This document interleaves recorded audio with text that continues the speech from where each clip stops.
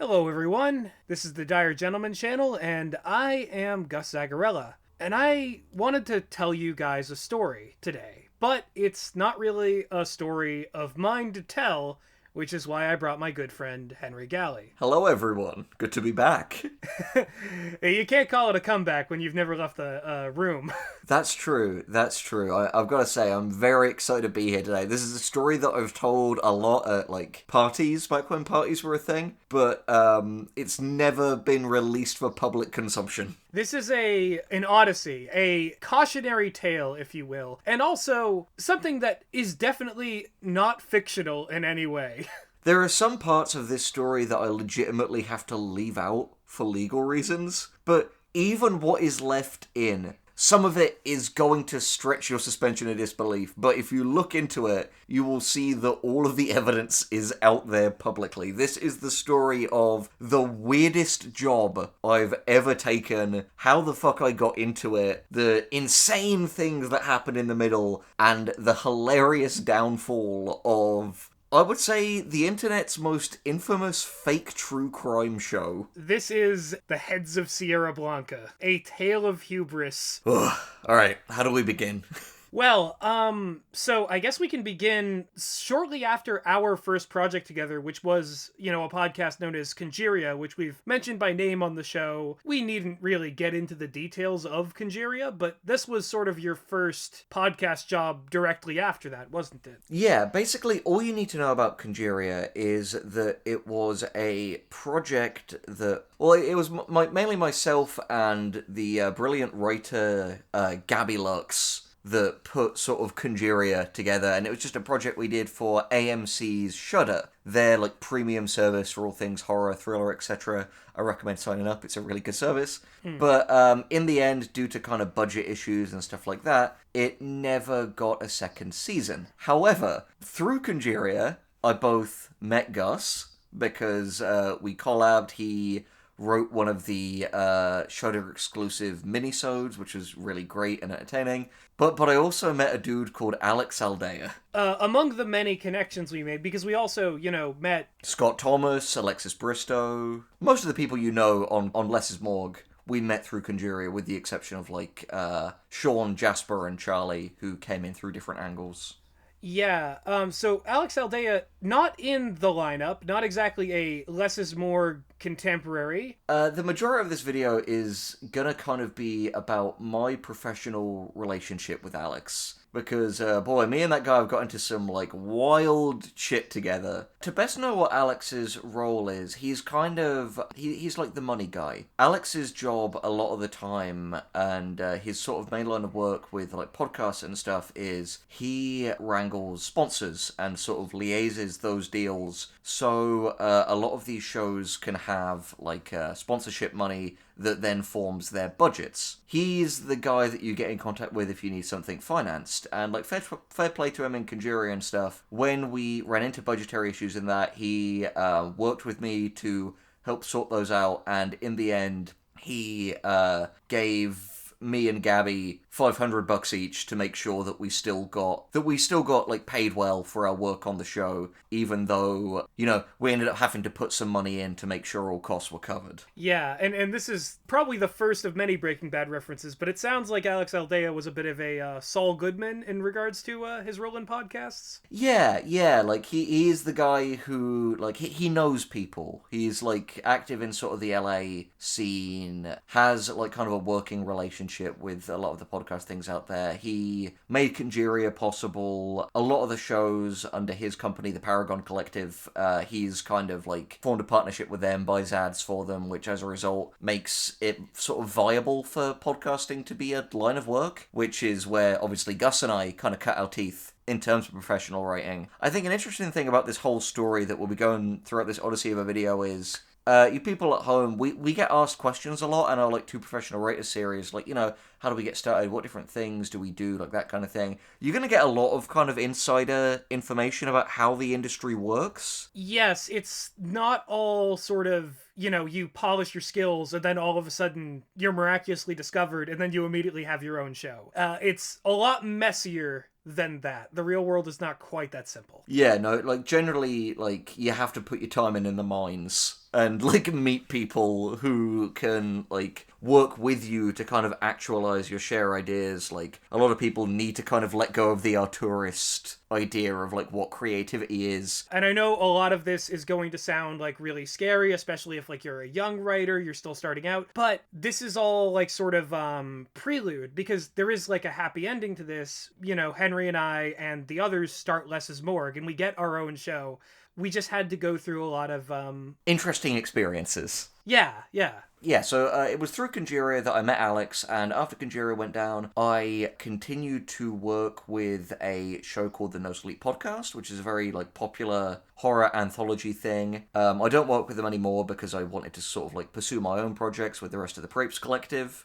And in that time as well, I worked on a show called The Hidden Frequencies, created by Mick Wingett, which it's an interesting little show, kind of Twilight Zone inspired, and I got to work with a lot of people who I really love and respect from the kind of, like, video game, anime, cartoon voice acting community. Like, I worked with Keith Silverstein, who plays Johann Liebert in the dub of Monster, one of my favorite anime villains, like Roger Craig Smith, who voices Chris Redfield on Resident Evil 5. And I have a footnote in the Hidden Frequencies legacy, because I was actually the person who cut the trailer for Twitter. Gus and I have had so much, like, strange kind of creative co-working. I will say, from this point onward, though, I was not involved in what ended up happening in Sierra Blanca. I was but a spectator. Yeah, so after the Hidden Frequencies ended, I was kind of at a point of, like, this was, like, very early 2019. I didn't know what I wanted to do creatively. This was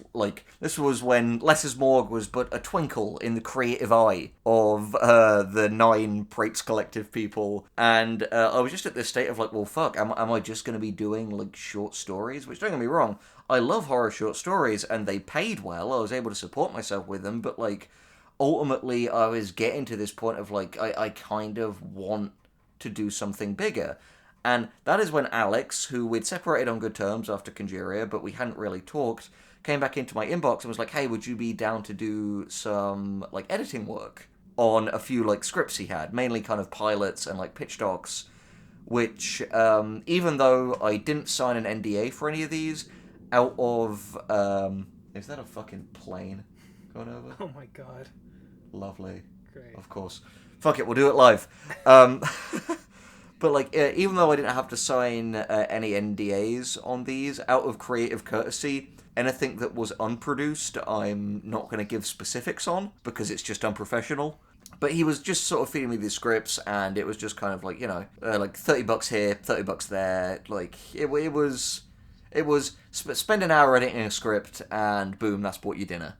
It was reliable, you know? There was kind of a convenience to have access to some work like that. This links to another quite practical tip about, like, people who want to go into writing as a career. There will be times, like, if you're lucky, where you get these things, where you get to have creative control and, like, get to produce really exciting stuff that, like, you feel very personally strongly about. But at the same time, especially to begin with, you can't really afford to be picky. Stuff like editing jobs are a vital way to, like, cut your teeth in the industry and, you know, like, make connections, get experience, that kind of thing. It's all part of the process. You can't have an ego about these things, you know? Exactly. And I promise you, if you're just starting out, and we've both been through this, you're not better. You have to learn. You have to continue to improve. That is essential to developing as an artist. Yeah, no, exactly. Creative humility is everything. As either Plato or Socrates said, all I know is that I know nothing. And the more you learn, the more you'll learn what you don't know. So I was doing these editing jobs for a while, and then after a little while, Alex says to me, like, look, I've got these 2 different series, and I'm not sure which to go with. One, obviously, I'm not going to tell you what it was, because it didn't get produced, but the other one was a project that at the time was just called Magdalena, and it was like a true crime type thing, but a fake true crime thing. It was something that was, like, in the style of, like, the Blair Witch Project. It was something that was framing itself as, like, a documentary, when in fact it was, like, a fictional true crime narrative.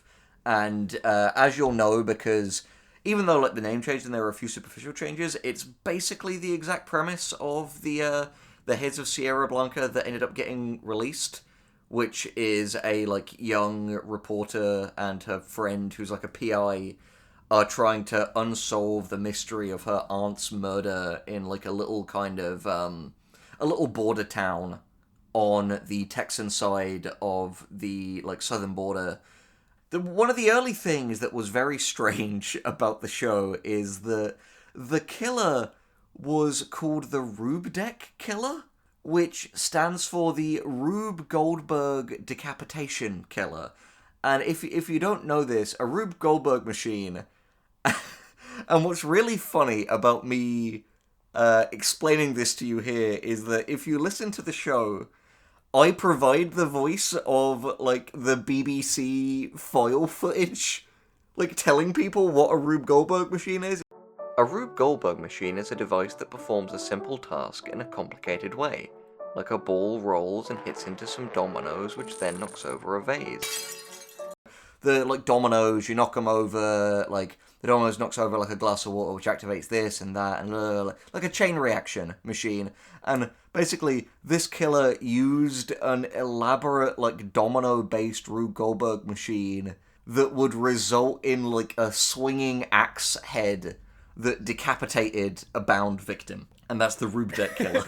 So, something out of, like, Hellraiser, but if, you know, Pinhead was addicted to complexity rather than pain? Yeah, it's a very strange thing, and I can't remember exactly, but I think Alex and I had a lot of, like, conversations about the nature of this, because I'll admit, for a show that wanted to present itself as real, there is a big issue with having such a far-fetched method of murder. Yeah, like, don't get me wrong, there are some crazy, like, actual real serial killers out there. Like, I'm pretty sure there's a guy who, like, rolled people in barbed wire and, like, pushed them down hills. Like, that exists. Yeah, but statistically, I'm sure. But, like, yeah. the Rube machine, it seems, Saw-esque, and this is hot take here. Yeah. Saw is a work of fiction. It didn't really happen. Sorry to burst your bubble. It's not real. Interestingly, the comparisons to Saw come back later in a really funny way, but I won't get ahead of myself yet. Wait, I thought, because we talked a little bit off mic about how this show was reminiscent in some ways of Breaking Bad, and, you mentioned that it takes place on the border. Is it also reminiscent of Saw? What's fascinating about the Heads of Sierra Blanca is that it shares cast members, in a sense, with both Breaking Bad and Saw. But we'll get to that. We'll get to that. We all know you saw the thumbnail. We know you clicked on this, and trust me, you will be satisfied. I'm laughing right now because there's parts of this story that I am aware of and parts of this story that I am not aware of. Why don't we continue from this idea of the Rube Killer and, how this Magdalena ended up becoming Heads of Sierra Blanca? Yes. So, I, at this point, had already done, back when I was just doing editing work, an editing pass of the pilot of this show. And then I did an editing pass of, I believe I did an editing pass of, like, the script Bible for this, which, for context for people at home, whenever you're making a new show that you want to pitch to people, you don't make the whole show in advance. Like, you don't write the whole show in advance, because that would obviously be a lot of effort for something that you don't know is going to get greenlit or not. So what you do is you will write the pilot episode, which is meant to kind of like be a little taster of the show, and you write the series Bible, which is basically kind of a fact file that tells a potential kind of investor or studio, like, what this show is going to be. Like, yeah, so, like, a good way to distinguish that is, like, a pilot is, like, what the audience can see. It's to get them invested. And then this script Bible, or this show Bible, rather, is a sort of more internal thing for the benefit of the studios, to explain what the pilot alone could not. Yeah, and to help this be a little easier to explain for anyone who's like an aspiring creative watching this, I will get Gus the script Bible for Stranger Things, which is widely available, and we'll link that in the description if you want to go down and check that out later. Back when the show was under the working title Montauk. But yeah, Alex basically put me in this position of saying, like, which of these shows do you think we should go forward with? And I can't remember my exact logic, but I think I chose The Heads of Sierra Blanca because less of it was written at the time. I knew that true crime was like a very popular genre, and I basically thought from the beginning, if I'm completely honest, I thought, look, if none of this is written yet, I can parlay this from an editing job into a writing job, which obviously, like, it's more of a commitment, but it also pays better, and, like, it's just valuable to have the experience and get yourself in the room, because given that we've already said that through this other show, Conjuria, we've met all these different people and got all these other opportunities, like, you never know when meeting someone will turn out to be an immensely valuable thing. And for your time, it was like the difference between putting frosting on a cake and being the chef who gets to make the cake for the event. Exactly. Like, there's a huge difference. And basically, in the kind of, I believe, like maybe February, March of 2019, official work on Magdalena, which had its name changed to The Heads of Sierra Blanca, was about to begin. Now, I have a question. So at this stage in time, was it the conceit of it like to be presented as a mockumentary, or at this stage was it already like we are going to market this as if it's real? It was always, I believe, meant to be something that was, like, supposed to properly fool people. Like, this was always going to be marketed as a true crime thing. Early on, Alex and I had a conversation. He said, like, basically, look, you'll get paid for it, but you'll have to go, like, uncredited. Maybe at best we'll be able to say, like, you get, like, a producer credit or something like that. And all of the actors in it would also go uncredited, because obviously nothing breaks your suspension of disbelief more than at the end of what seemed like a documentary seeing, like, cast credits. Okay, I just wanted to, like, make sure, because I know one of the first things people are expecting in a video on fake true crime is that question to be answered. Also, I was just curious. The internet has believed stranger things in the context of this show. They believed in Slender Man for a while. I'm guessing the suspension of disbelief, just on the surface, even with the Rube deck machine, hadn't quite been strained yet. I think it's important for me to lay this context out because there's a Greek tragedy to it all, in that it was always, in hindsight, going to go down badly. What we'd done was identify a thing that was popular, which is to say, true crime podcasts. Our folly was not making a true crime podcast. It was seeing that demand and then being like, well, if they like true crime podcasts, they must love fake true crime podcasts as well. And the issue is, while something like The Slender Man will be believed by, call them the creepypasta audience, which generally, like, skew younger, suspicious disbelief, the kind of people that listen to true crime are a lot of, like, armchair detective types. And to place something false in front of them without declaring it as false is inherently, implicitly insulting their intelligence through the implied assumption that they, people who naturally want to go look into it themselves and figure it all out, wouldn't be able to see through the deception. Yeah. So this was something that in hindsight makes sense, but at the time, it was, the project was getting off the ground. There was this, swell towards like, oh, well, it's a popular genre, and this kind of wasn't the consideration just yet. Yeah, no, exactly. I mean, anyone who has been involved in a creative project will know that a lot of the time, the excitement that happens, especially early on, the feeling of like, I'm actually doing it, can often cause you to overlook things that, from the outside, are clear issues, but we didn't really know that was barreling down the tracks,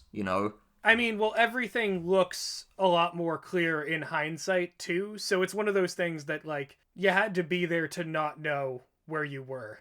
Yeah, no, exactly. So we started writing this thing, and the way it worked was, initially, we delegated the, I believe, maybe 8 or 9, like, episodes that was going to be the first season. I got a few, Alex took a few to rate himself, and some were given to a third rater who I've not spoken to about this video, so I'm not going to reveal their name, out of, again, professional courtesy. Like, it's one of the things where, like, talking about myself and Alex are kind of unavoidable due to the nature of the project, but especially considering that, basically, spoilers, this third writer ended up having to, like, drop out due to, like, work, like, conflicts, and Alex and I ended up having to kind of, like, split their episodes and take some each. It really, like, the story doesn't really benefit from you knowing who they are. This is they are the Walter White in this, if this is the gray matter. Yes, no, exactly. And the reason, you'll see why we're making these comparisons soon, folks, rather, trust us. So early on, we continued writing this thing, and there were some issues early on because Alex and I had some differing opinions on where to take the plot of this thing. Alex, from the start, knew that he wanted the main character to die at the end of season 1 because he thought it was really shocking and unexpected. And this was an idea that I was against quite vehemently, though it in the end didn't end up really going through. Because I thought, so our main character is the one who has the biggest reason to want to catch this killer. And yeah, while it would be unexpected to kill them at the end of season 1, in a multi-season show, you're kind of destroying your, like, most interesting emotional motivation. It kind of ends the story, before it begins, because at that point, what story is being told if it's not about this protagonist who the show was marketed as being about? Exactly, and again, I'm sorry to the people at home who hear this fucking plane. There's a scary teddy bear with, like, with a loose eyeball up in that plane, just waiting to drop into the pool behind your house. And he's got a Barrett 50 cal.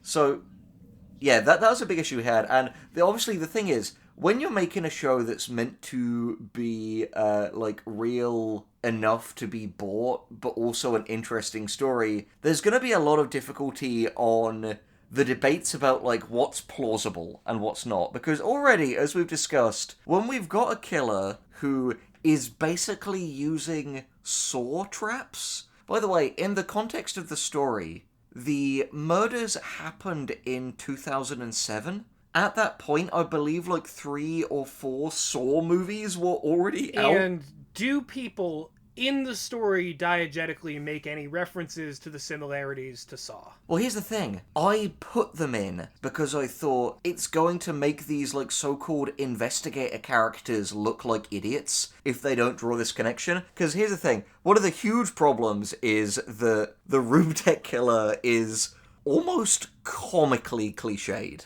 Because in the first episode, you see, what this guy does is he has these victims set up in these, like, Saw, but, like, honestly, if you're going earlier than that, like, Bond villain traps. And just like Saw, his voice comes in, but, like, digitally masked over an intercom, and explains the thing that's happening to them. Be careful. If you move too much, you'll die. While it's being broadcast on the deep web. Oh no. Okay, so immediately that creates problems. In a fiction story, whatever, they just don't mention Saw. Saw just doesn't exist in this fictional universe.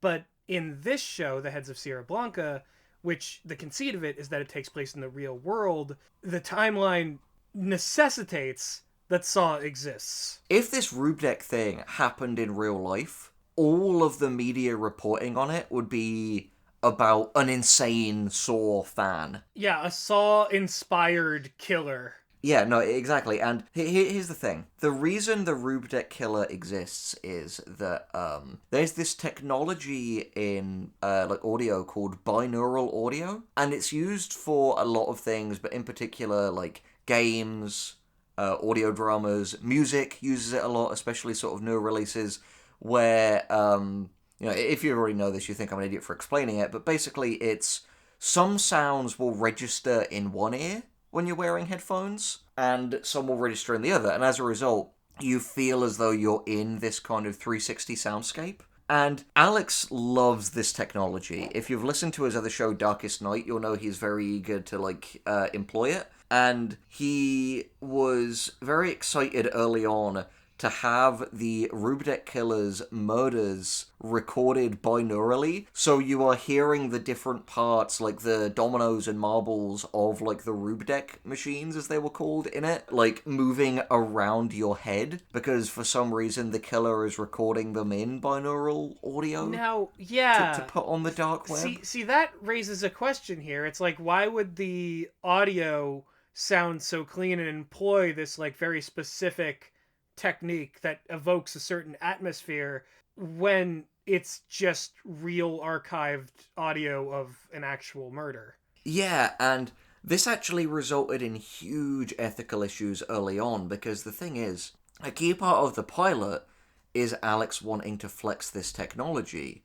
But because this was being presented as real, for all intents and purposes, people listening to this, and I won't get too much into the fan reaction until later, thought they were actually, the people who, bought into the fiction as intended, thought that these podcasters were actually playing snuff audio, and were horrified by, the ethical implications of that. I mean... feeling like they'd actually just listened to someone die. Yeah, as you would be, you know? That... Yeah, that because it's horrible. Yeah. So, I'm starting to sense that there's a bit of a dissonance between the way this show was prepared and presented versus the reaction that it would logically garner. Yeah, exactly. And I think early on, this was less of an issue, because as I was writing the early episodes, yeah, it was kind of a little goofy, a little Silence of the Lambs, but it was fun.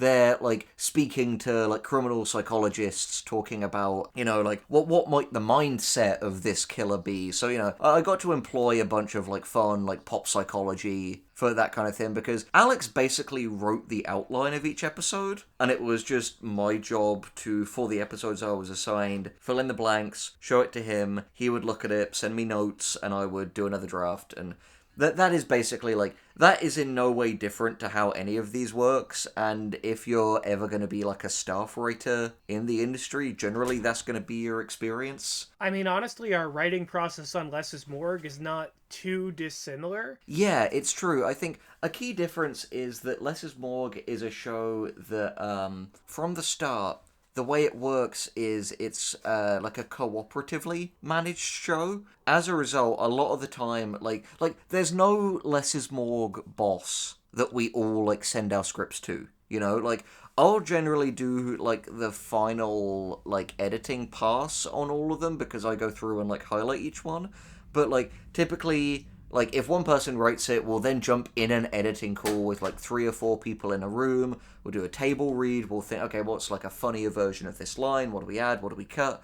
It's a lot more actively collaborative, rather than the typical thing, which will be what we'll call a vertical power structure. Yeah, there's no real hierarchy, and I think that that's really helpful. We're all friends. We're all brilliant people with our own sort of creative process. Being all on the same level without any of that kind of messy well, this person you need to listen to them. No one person has veto power. It's always a discussion. Yeah, so this incentivizes us to get to the best version of the episode we're making, rather than just deferring to whoever just happens to have more gold stars or whatever measures however a person gets to be the boss. Here is the point where I basically, for the rest of this to make sense, I need to give the people at home, and you, Gus, because you never listened to it, basically a rundown of the plot of the season of The Heads of Sierra Blanca. All right. I'm very curious to hear this plot, because this will be the first time that I'm hearing the full actual story of the show within itself. Yes, and forgive me if the details are a little bit foggy. I wrote this, coming on 2 years ago now. Wow. But anyway, so, the plot was that there had been a series of murders in 2007 in the real-life Texas border town of Sierra Blanca. They were all like immigrants from Mexico who were murdered. They were murdered with these like weird like Rube Goldberg machines, and their deaths were like broadcast on the deep web. Yeah, off to a certain start. Right. But the murders were basically blamed on cartel violence, which is a huge theme in the show, and was blamed on this one dude, a like cartel sicario or like hitman called El Carnicero, who he'd done so many other murders that they just threw these ones on top so they could close the case. Yeah, okay, so just a clarifying question here. So this guy was implicated in the Rube murders. Had any of the other He killings... didn't do them. No, well, obviously, but the Rube Goldberg machine probably was a stretch from his previous acts of violence, I'm guessing. Yeah, because, you know, cartel people, don't get me wrong, they can get quite, like, brutally creative, but they're more brutally creative in the violence itself, rather than the build-up to the violence. Yeah, like it's the same with, you know, mafiosos or yakuza or any kind of, like, organized crime group. They're gonna have elaborate executions, but they're not usually taking a page directly out of a popular horror movie franchise like Saw. Yeah, no, exactly. And for this show, I had to do a lot of research into cartel hits, and they did some gruesome stuff. There's one thing where they cut a dude's face off and sewed it onto a soccer ball and played soccer with it. Like, they're nasty people. But, Yeah. point is, this El Carnicero dude, he didn't do these hits, and in the modern day, Magdalena Salas, the main character, who is the niece of Lorena Salas, one of the people murdered by the Rube killer, has, like, reopened the case, and they're trying to figure out who the killer is. And I can't actually remember why, but they ended up, halfway through, going across the border to speak to the cartels to see if... It's worth mentioning that Narcos was very popular at the time that this was written. Yeah. Just a little bit of historical context there. Right, but, like, right. yeah, that they end up going across the border and, like, they find more bodies there that seem to be somehow connected to the Rube killer, and, like, they receive more threatening messages that seem to be from the Rube killer. But towards the end, they begin to realize that there's actually a copycat at play. And so there's two killers. There's the original, like, OG Rube killer, who hasn't been active since 2007, and then there's the copycat. And near the end of the series... Wait, okay, so and both of them are kind of... plane! Again. Sorry, continue.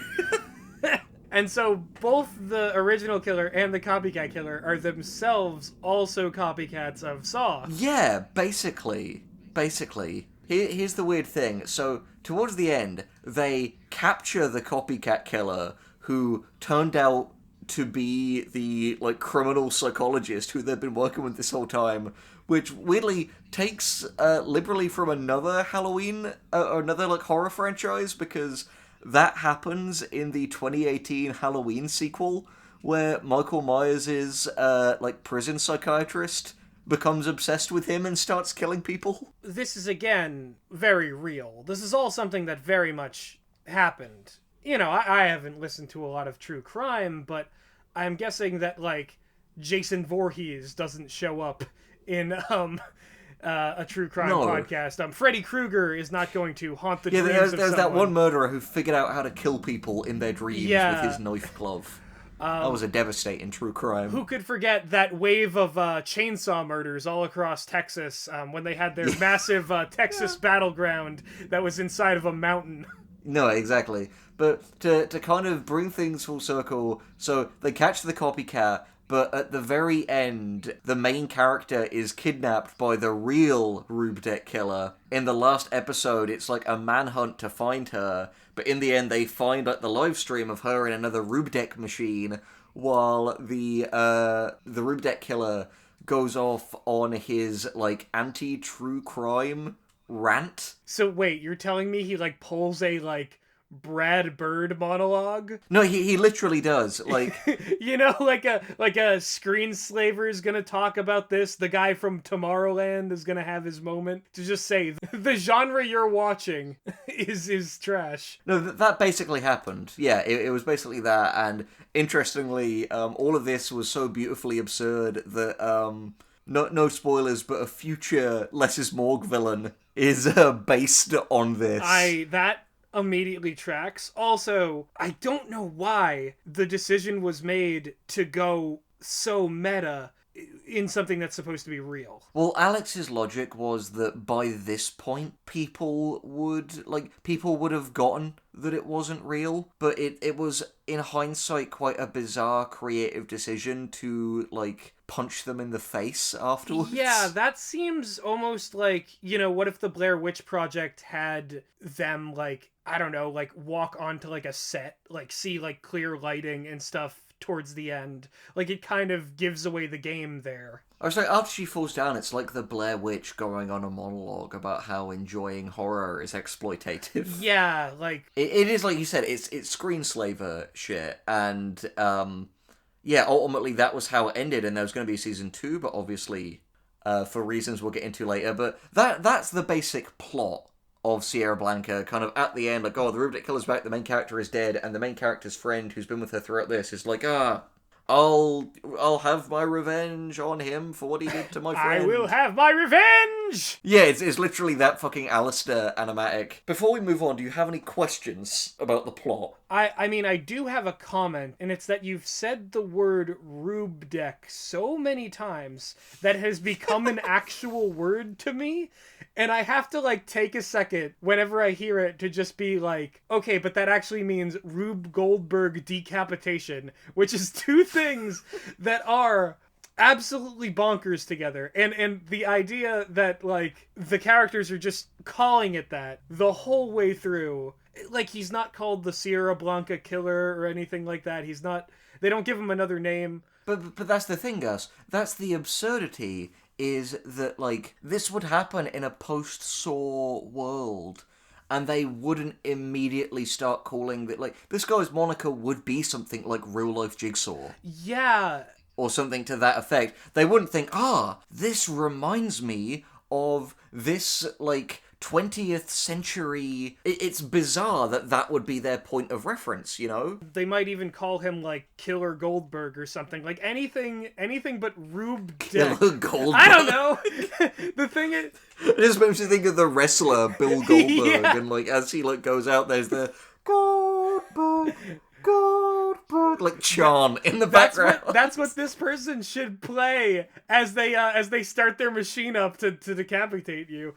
Yeah, that's the concept, but here's the problem. There were a lot of things that changed throughout. I'm going to give some spoilers as to what would have happened, because obviously never a second season. The kind of strange twist that would have later happened was the Rube Goldberg decapitation killer was actually the town sheriff of Sierra Blanca, Arvin Gardner, who was worried that cartel war would destroy his town, and so did serial murders to get people's attention in hopes of diverting more funding to his police force.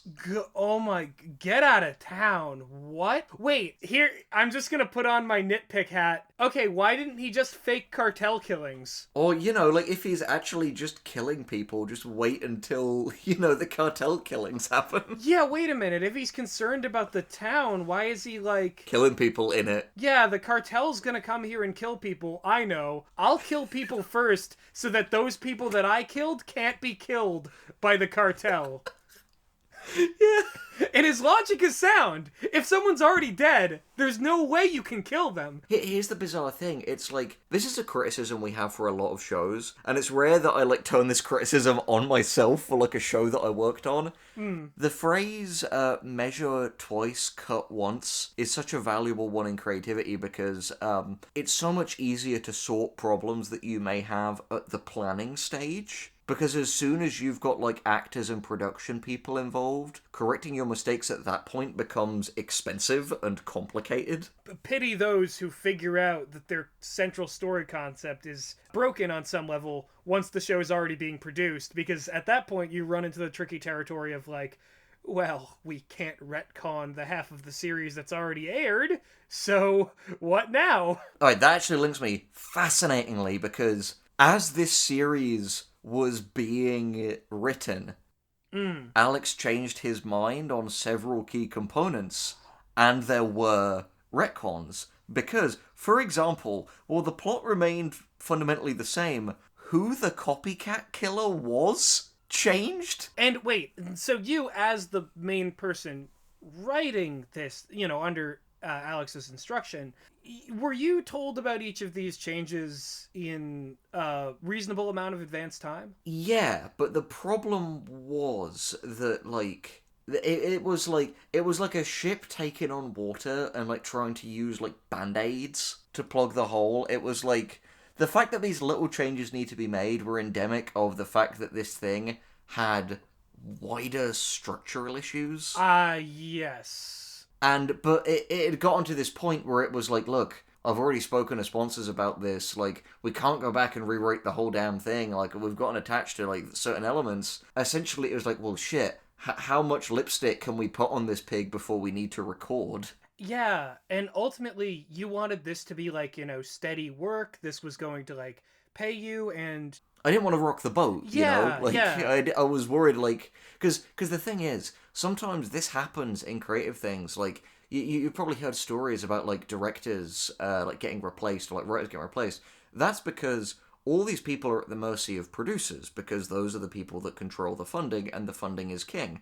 And sometimes you can argue that a certain thing would be better, in your opinion, but if it's not what, like, the money people, like, want, they might just hire someone else who is willing to give them what they want. And at that point, it's like, well, fuck, you're out of a job. Yeah, and again, like, the context of this situation is, like, you had just gotten off Congeria, which, ended on sort of this note where, like, well, there wasn't going to be more of it. You wanted to make sure that this thing made it out. Like, so there was something to show for everything you had gone through. Am I correct in assuming that? Yeah, no, that was a thing to a degree, because the thing is, like, it's one of those things where, had it gone on for, like, a couple seasons, like, yeah, it would have been steady work. In hindsight, with the writing job I have now, the money that I got for Sierra Blanca, like, isn't quite as stable, but, like, again, I'm not being ungrateful, because at the time, like, the money I got from Sierra Blanca was like, holy fuck, you're really giving me this? Like, yeah, and Sierra Blanca existing did lead to some opportunities for us all in the yes, future. which we'll get into, yeah. which we'll get into later.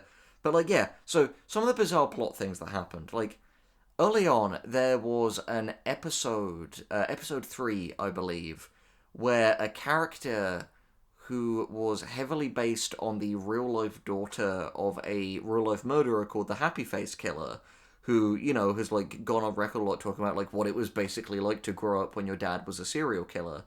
And for my money, my original draft of that, I think, was, a far cry from my best work. I think is a decent self-contained thing, because, for context, the two main characters go to the house of a guy who is a potential suspect for the Rube killings, and he's not at home, but his clearly quite mentally disturbed daughter is, like, leading them through the home, and through the way that she acts, and, like, the different things around the house, like, it's environmental storytelling, and you get a real sense for, like, what an awful dude this is, without even meeting him. And I thought the way it progressed was quite creepy. And the reason this episode existed is that this guy, while they couldn't find anything to pin him on other than just being a weirdo at the end of this episode, turned out to be the copycat killer who was going down to Mexico to murder, like, women there, because, and this, honestly, looking back, is so fucking tasteless, but Mexico has a thing called the femicide epidemic, where it's women who are murdered, and because like the sheer breadth of them like being killed and kind of the like inability of the law enforcement or like inaction of the law enforcement, a lot of their killers are like never brought to justice. And that was meant to be a commentary on that in this goofy domino murderer show. It seems so strange, too, that, like, again, why would a true crime podcast need to have narrative conventions that are social commentary? Yeah. Again, it's straining the believability of its function as, like, these are real events. Because if it has social commentary, it has to be taken as trying to make a point, which reality often does not. Yeah, and don't get me wrong, the art of, like, documentary making, of which true crime is a subset, you can use the raw material of reality to make a certain point, but, like, that's kind of, like, that kind of, like, philosophical debate was really beyond the scope of a show that, like, if I'm gonna be real, and this is, again, like a diss on my, like, involvement in the parts I did of it, but, like, it doesn't belong in something this trashy. Yeah, I can see what you're saying. Like, it should have stuck to more, like, goofy exploitation rather than, like, a real thing that affects countless lives. But here's the weird thing. It was decided that this creepy guy, who the whole of episode 3 was about, wasn't gonna be the copycat killer. It was gonna be the psychiatrist, like criminal psychologist dude, whose motivations were very like thin. I can't even remember them looking back, other than just like weird, like obsessed, getting into the mind of a killer, like Halloween 2018 shit. So was this psychiatrist then picked as the copycat killer because that other guy would have been too obvious and this was more surprising? Well, here's the thing. It ended up having more narrative utility because the show, as a mystery never should, ended up having way too many loose strings and parts that ultimately don't mean anything. Like, that episode 3 that I just described, because of the change, that episode remained functionally the same, but is never brought up again, because the guy just wasn't the killer. But the problem is, while I guess in what is intended to be a fictional narrative you can have those kinds of dead ends, if you were making, buying into the suspension of disbelief, like, oh, it's all a real thing. If you were making something that was real like this, and if you made a whole episode about something, but ultimately everything in it came to nothing, I just don't think you'd release that episode. Yeah, no, that's honestly, like, you wouldn't have it in there just for the atmosphere, because that's not the point. Otherwise, you just... Because surely it would just be slander to insinuate that this dude may be a serial killer, with no evidence. Oh my god, yeah, I didn't even think of that. Yeah, so, it's just taking this one guy and being like, oh, we didn't get him with anything, but we'll keep an eye on him. Yeah, that's heinously irresponsible journalism. And publishing that episode just implies that, like, the people involved in this podcast are poor investigators? But incidentally, that's the problem. Like, they had to be poor investigators because it was a nonsensical mystery. So much of it is just kind of filler that doesn't really matter because there wasn't enough plot. Because in discussions, different things that I suggested as elements of plots, like subplots and things like that, I remember being shot down as too fictional.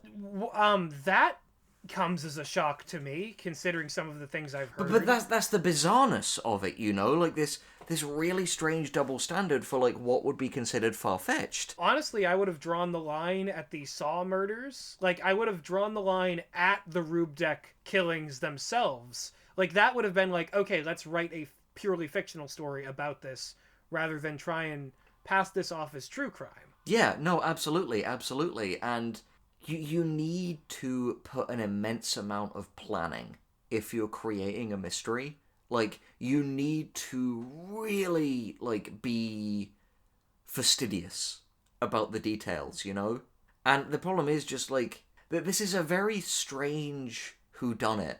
Because, like, there's no real meaningful evidence. It's all just people arbitrarily being pulled from event to event and revelation to revelation just because. And, like, to give you, like, a really just ridiculous example, do you want to know how they catch the copycat killer in this? How? How do they do it? He sends his, like, digitally, like, sword up, like, I am the killer. Seashore like, it literally makes me think of the Big Money Eric, like, Adrenochrome Seashore Investigations thing.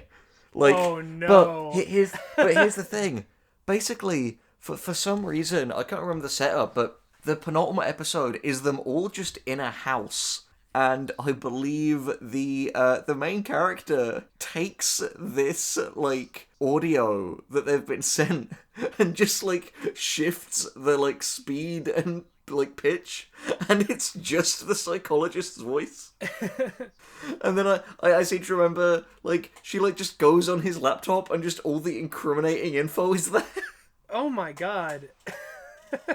So, why would someone who sets up a Rube deck machine and is, like, studying this other killer end up being that sloppy, especially when they know they're in proximity to the person who found them out? And what's really bizarre is there are different things implemented into the scripts to add legitimacy, because Alex would go and interview, like, different experts. Basically, he would then send me the audio of the experts and be like, okay, find some good sound bites in this, take the quotes, put it into the script, and then we'll just write our characters talking to them. Oh no! Like, almost kind of like Space Ghost, Coast to Coast. I thought what you were going to say was, like, actually, like, Alex looked up experts on this subject and then took what they said, and then you and him brainstormed how to write the story around what experts think of these people.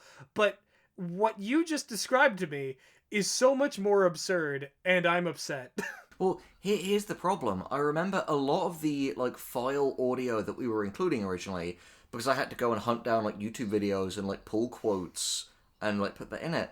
A lot of it couldn't end up being used in it for copyright reasons, because there were people who, when they found out it was, like, a fake true crime, didn't want to touch it or, like, be associated with it.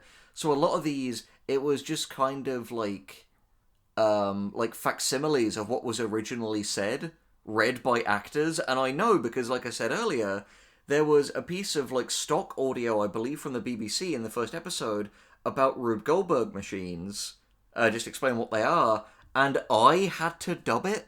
Which is why, you know, anyone who's a fan of this channel, go listen to the first episode. In the first 5 minutes, you'll just hear my voice explaining what Rube Goldberg's machines are and how they're... If you need any proof that this is all legit, go listen to that. The proof is in the audio.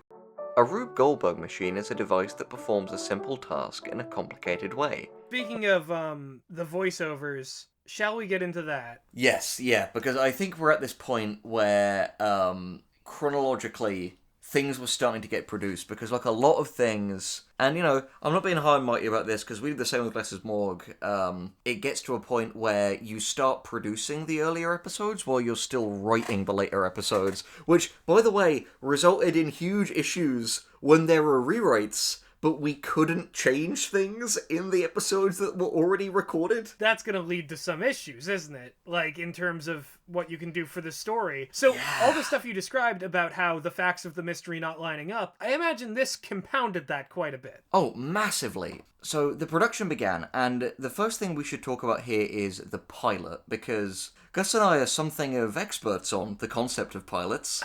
They are the proof of concepts on which series are sold. Yeah, pilots are very, very important. They're crucial, and they can make or break how starting opinions and goodwill are towards a certain project. A pilot was made of this where Alex brought in, like, a bunch of different people, and this is the part where it's gonna start sounding really outlandish, but go fucking listen to it, my friend. The first episode features, like, our two main characters, a few little side characters, the sheriff, who would later in a season 2 that never happened be revealed to be the killer, and El Carnicero, Cartel Sicario. So, for this proof of concept, the guy that we got for El Carnicero was Danny Trejo.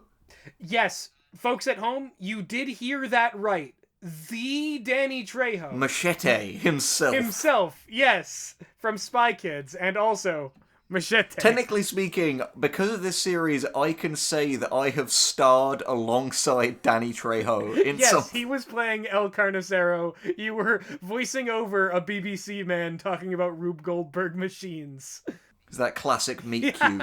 But yeah, so we brought in Danny Trejo, but what's really funny is El Carnicero in the original draft was this very like articulate philosophizing like killer, kind of contrasting the like brutality of his work with the fact he's clearly a sensitive soul. Danny Trejo struggled with a lot of these lines because his normal focus. Don't get me wrong, I fucking love Danny Trejo, but like he would tell you himself that he's more into fun pulpy action stuff. Basically, we had to cut down a lot of El Carnicero's lines because like Danny just couldn't sell it. But the problem was, it was so expensive to get him into the booth that it was like, it would be pointless to recast, so we'll just use his audio and write around it when we go from the, like, pilot, like, proof of concept to the actual first... Hola, Magdalena. ¿Hablo inglés? ...episode.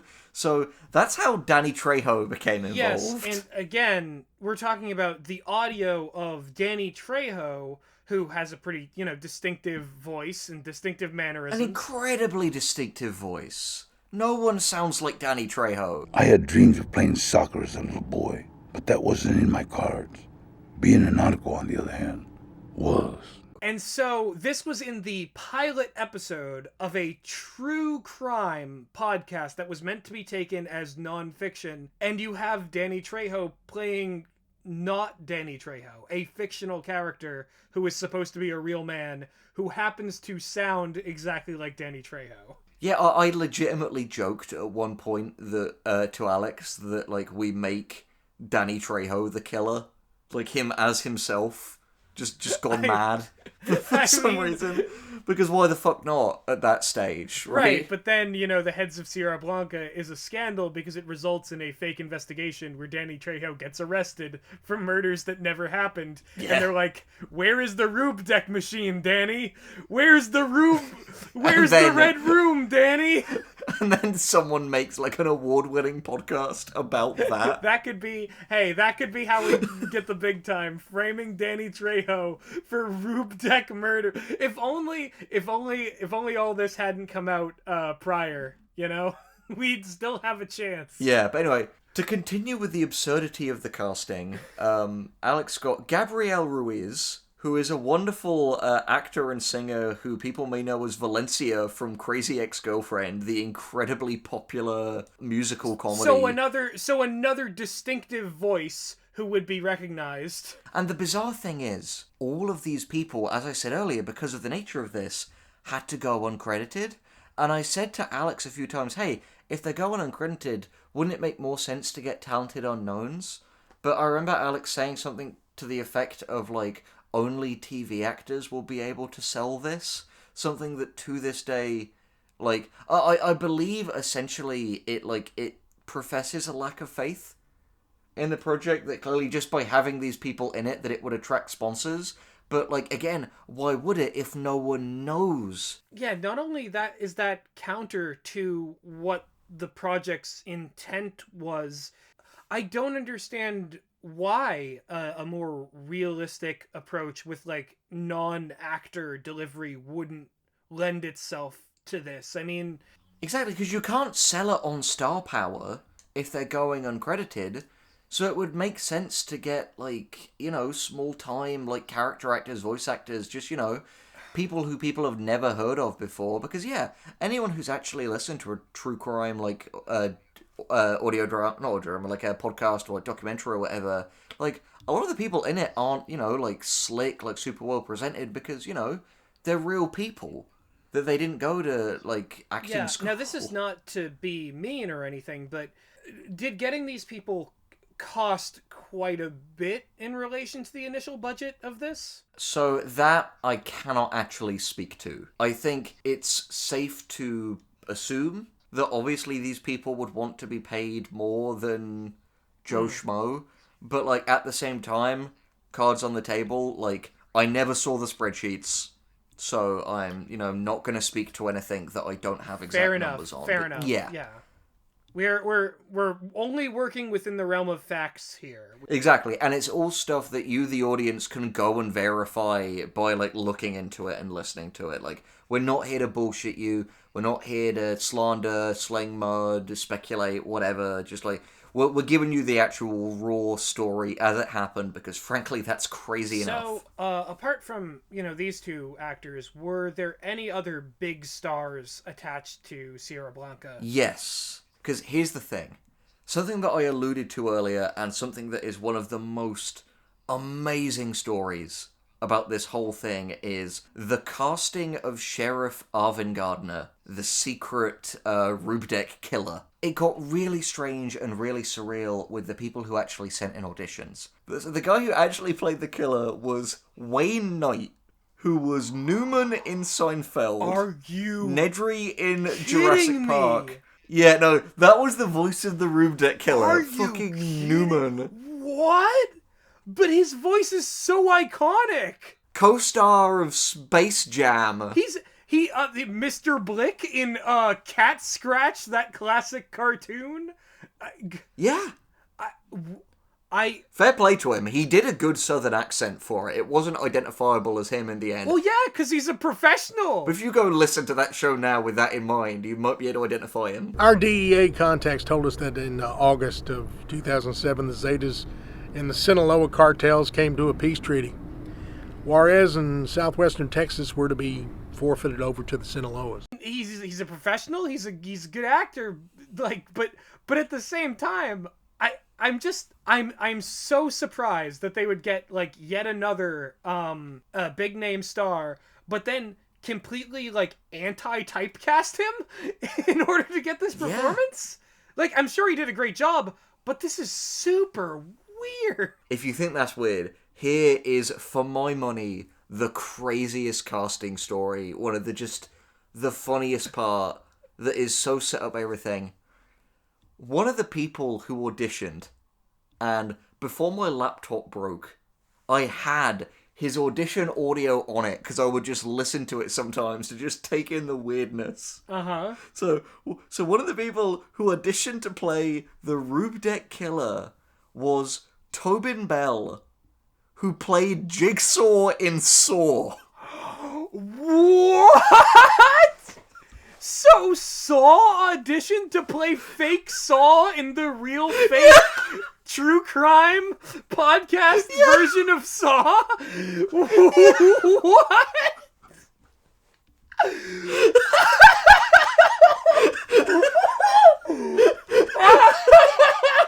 Oh my god. You know this is because, going into this, I was aware of the Danny Trejo. But this is, oh no. You can't just cause imagine the in-universe implications of the guy who played Saw voicing the Rube killer, cause then it's just the actor who played Jigsaw went insane and did Saw IRL, and only this podcast is talking about it. Do you know what's the really funny part of why he kind of wasn't casted in the end? He sounded too much like Jigsaw. Well, here's the thing. He did an alright job with the parts where he's playing the sheriff, but the part where it's obviously his evil voice explaining how the Rube machines work over the intercom. People would have gone, what the fuck, it's Jigsaw! Of course they would have! It's him! It's his voice! He would have sounded exactly like Jigsaw! At this point, I have to ask, if you had the potential to get this person in, and there was a Saw story brewing, why did this have to be true? Why didn't you just make Saw? No, that's the strange thing. So much of what kneecapped the potential of this thing to be a great series was this marketing gimmick. Legitimately, it was this marketing choice that hurt the show in ways that I will describe later. But, it so sucks that, in a sense, we had all the resources to make something so much better if they were being applied differently. Like, well, we had fucking Tobin Bell Jigsaw on the line. Yeah. And the reason, and that's the thing, it's like, well, we couldn't cast him because it's like, wow, yeah, well, we might have fucking, like, James Wan on the phone to, like, sue us or some shit. Right, yeah, because then at that point it would just become Saw, but then you'd have to go the extra mile and be like, no, this is actual audio from an actual murder. You can't sue us because this guy in this thing that's a real crime sounded like Jigsaw. We didn't record this. We didn't cast Tobin Bell. Tobin Bell, go to the safe house. Hide. So there's a level here, and this is why and thankfully it's you've moved on to different projects, but this is why the Sierra Blanca thing has always sort of made me feel like while it was happening to you, I was like, how deep in does this go? How deep in is my friend? And I was like worried a little bit. I'm like, Henry's a smart guy. He'll figure his way out of this. But like I could tell the stress this was putting on you. And like, I could tell like basically that it seemed like from the start, this project was just utterly doomed. Yeah, basically. Like, in hindsight, there were certain elements of, like, its DNA. The seeds of its destruction were there at its point of inception. But little by little, the absurdities compounded. It's a lot like how, this is a deep cut, but at the end of Scary Movie 4, the War of the Worlds robots, which are piloted by Saw Jigsaws. Yeah, by Billy the Puppet from Saw. Yeah, are undone by a stray STD. There's more from here, but it's almost like you need a minute to recover from the fact that Danny Trejo was in it, Newman from Seinfeld is in it, people from Crazy Ex-Girlfriend and Jane the Virgin were the protagonists. Tobin Bell, the voice of, like, and body of Jigsaw was turned down because it would make the comparisons unavoidable in a truly hilarious way. What's incredible is that Heads of Sierra Blanca, like, set out to create something that would not be recognizable as fiction, and in doing so, created a real narrative, a real meta story about its creation that is far more interesting than it ever could have been if people had believed it. Yeah, no, absolutely, and trust me, the strangeness is only just starting because we're getting into the bits now that, like, were the real, like, drain on me as a person. Because as it went through, the, like, rewrites continued, and there were so many just little, deeply bizarre moments in this thing. The peak is, I remember it being imperative that in the penultimate episode, we're all in the safe house, that we mention that the house is fitted with, like, Ring doorbells to see if we could get, like, a product placement, like, sponsorship from them. Oh, you're kidding me. No, I'm not. Which for the record, would have been a terrible product placement given that the main character dies the next episode, like, after using Ring. Yeah, that's the thing. It's like, maybe a home security system would have been a better thing to sponsor, because, like, I don't know how many killers use these doorbells to get into houses. Yeah, what killer rings the doorbell? And why would there need to be, like, why would the true crime podcasts, I assume, like any other podcast, can have sponsors, but why would it diegetically need to be folded into the storyline? Yeah, because it wouldn't, is the thing, because every episode had I believe mid-roll breaks where they shouted out the sponsor, because, these people in universe are just podcasters. They can do that. There doesn't need to be, like, an in-universe justification. But, speaking of in-universe justification, I have one more story to tell about the writing before we get into the hell that is the marketing portion of things. Yeah.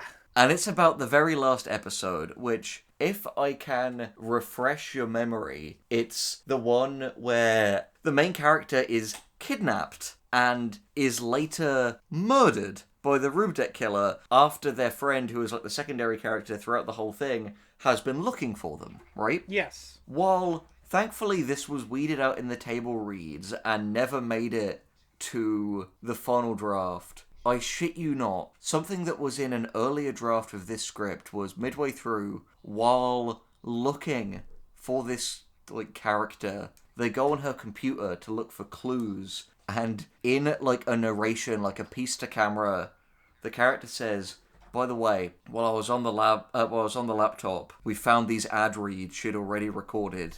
I think playing them is what she would have wanted." When I heard about that, it's something that like made me like viscerally like sick in the pit of my stomach, because at that point you either must believe it's fiction or like That these people are sociopaths. yeah, like it's like how can they be possibly worse than the person they're hunting? It's ghoulish. Ghoulish is the word that best describes this. Tell you what, the fascinating like dichotomy that you just described is something we'll get into later, but like I think that sums up a lot of the problems that were kind of had here with like capturing tone.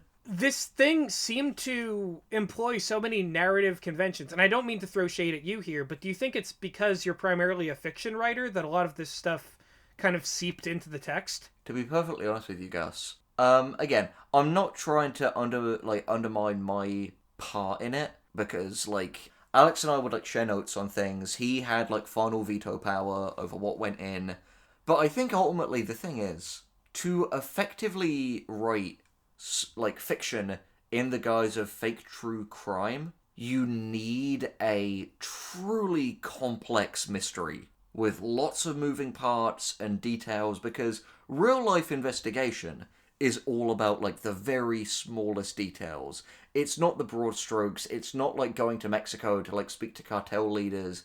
It's like looking at like fiber samples and like hitting the bricks to like talk to witnesses and poring over hours of security footage. Like, it's often like tedious stuff, which in a way weirdly makes a good, well-constructed mystery with a satisfying and sensible conclusion like a Rube Goldberg machine. Yeah, because each element needs to logically trigger the next element. A Rube Goldberg machine is a device that performs a simple task in a complicated way. Like, in a mystery especially, there is no place for non sequiturs. Which is okay. Because you're disrespecting the audience at that point. So, the central, like, killing tool in this thing that also could be a direct metaphor for mystery narratives. Which I believe I wrote into a monologue in, I think, episode 7. Well, yeah, because you would see that sort of parallel and be like, oh, we can work with that. Like, that is like, that connection is like striking gold. But it seems like it was less of like a Rube Goldberg machine and more like, you know, a bunch of dominoes scattered all over the floor that, like, weren't even in a line. Yeah. Like, there's dominoes, jacks, a few chess pieces. Like, what does this all mean when it's put together? It's just a bunch of things. And it's like, oh, man, if only this could have been... It could have been actually a brilliant satire about the nature of true crime, had it not bought so hard into its thing. And interestingly, we'll get into that a bit more later, but like, it's one of those things where it's just another great example of why the gimmick hobbled storytelling potential. And yeah, it really all does come down to that gimmick, because some of the things you've described to me later, well, I don't know. Yeah. You tell it. All right. You tell it, because what comes next is hard. Yeah, all right. So it got to this point where my job in writing it was done. Like, the scripts were finished and recording was taking place, and I still had a role in, like, I think I did some, like, take picking and stuff like that, which, you know, especially in things that heavily involve, like, voice acting, whether it's audio drama, animation, games, whatever, typically your voice actors will do different takes, and ultimately, you know, you pick them. And that was part of my job, if I recall correctly. But another part is Alex wanted my help with, like, marketing the kind of ARG element of it all. He was mindful of the fact that, like, yes, people would go looking. The problem is, once again, the nature of the crime hobbled us, because here are the two big issues with the Rube Goldberg decapitation murders. Number one, if that happened 3 times, it would be one of the biggest stories ever. And part 2, it happening in 2007, when the internet was much more like it is now than it was, say, in the 90s, you would drown in sources about this thing. Yeah, like the stuff, like this is reminiscent of like that the Bane killer, like the guy who dressed up as Bane. Like it only happened once, but it was remembered. This is also, it's also like the clowns, like when there was the murder clowns, like Exactly. like these are, it's so outlandish that like it had to be remembered if it really happened. Yeah, it would be a huge phenomenon. To do something like this right, the way to do it would be have it be a series of murders that, like, I mean, a perfect example is the Golden State Killer. Do you remember the huge number of stories about him? I'm not quite as up on my serial killers as you are. What's fascinating about his case is that the Golden State Killer, rather, wasn't discovered for a long time because he was one guy who actually did like 3 different crime sprees that were thought to all be different people. Oh. These were all thought to be quite like horrible, but quite local crimes at the start. And this writer, Michelle McNamara, who used to be the wife of comedian Patton Oswalt, who tragically, she was writing a book called I'll Be Gone in the Dark, where she released this groundbreaking theory: the Golden State Killer is all 3 of these other killers. And if you take evidence from each, you might be able to put together the truth and find the guy. And it became such a huge, compelling story because Michelle McNamara did die while writing this book of a sudden, unexpected illness. But not long after the book was released, it renewed interest in the case, and they caught the guy. And after decades of getting away with it, the dude finally saw justice because of this. And it's the reason I bring this up is it shows that the right way to do a series like The Haze of Sierra Blanca is not the crimes itself being so fascinating and sensational, but something hidden about the crimes being fascinating and sensational. I imagine the hindsight for all of this must be an incredible amount of information to take in. Yeah, I mean, that's the thing. It's like, ultimately, I've discussed with you in this video already the various kind of elements that ended up shafting this podcast, like Danny Trejo being in it and people immediately being like, hey, that's fucking Danny Trejo. No one else sounds like Danny Trejo. The element of the Rube Goldberg, modus operandi itself, like all these other things, all put in for different reasons, but ultimately convalesced in a way that, like, made the whole somehow even weaker than the sum of its parts, and the justifications for their inclusion. And, so yeah, naturally, it would be basically impossible for me and Alex, just 2 guys, to go around the internet and lace in enough sources for, like... Yeah, so you could not, from the ground up, build a, like, massive sensation, you know, many years in the making.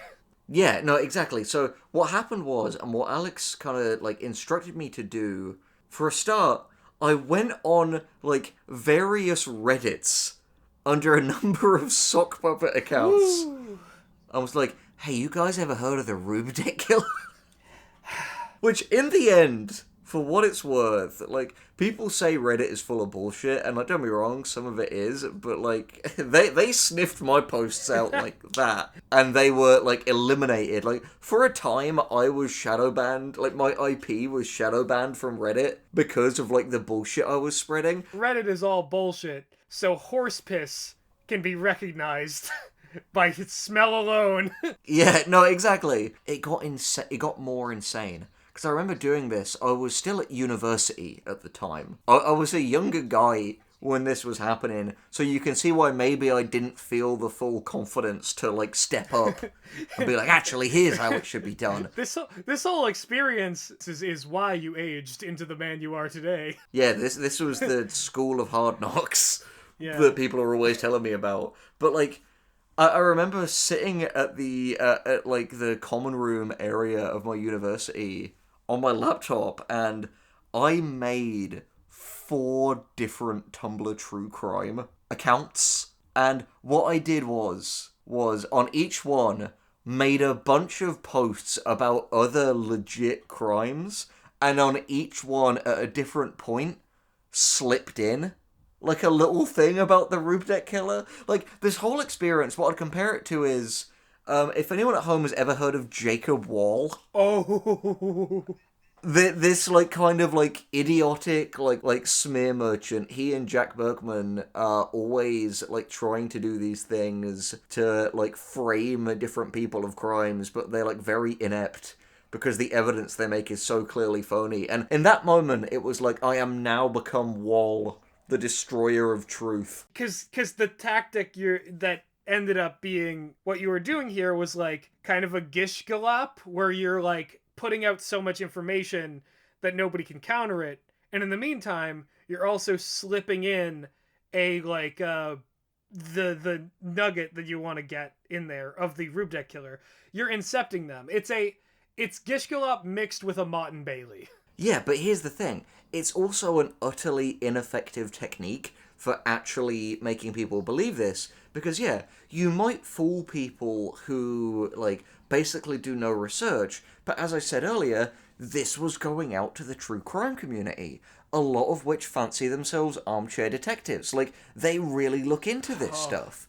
And I knew as I was making it, you can immediately be like, huh, isn't it weird that, like, any information about the Rube Deck Killer online ended up within basically a 3-week period just before this show drops? Like, to do something like this effectively, not only would you have to make all of the changes we've already discussed... You'd have to find some sort of, like, time machine program in order to make these posts look like they were from 2007. Either that, or you'd have to do it the hard way. You'd have to plan it and lace these things months or even years in advance before referring back to them. Yeah, so you'd have to delay the show in order to make these posts fit into history, or do actual time travel beyond, like, you know, the scope of a software program. Yeah, like, but again, you get some temporal jelly and a porta potty and, like, make magic happen. Also, just for anyone who's any fans of the channel who are wondering why we understand the mind of Channel Deleted, this is why. Yeah. This is why. Anyone out here saying we're not real writers, look at this shit. Hey, Henry. Hey, Henry. Yeah? Are we in the writing business or the money business? Both, baby.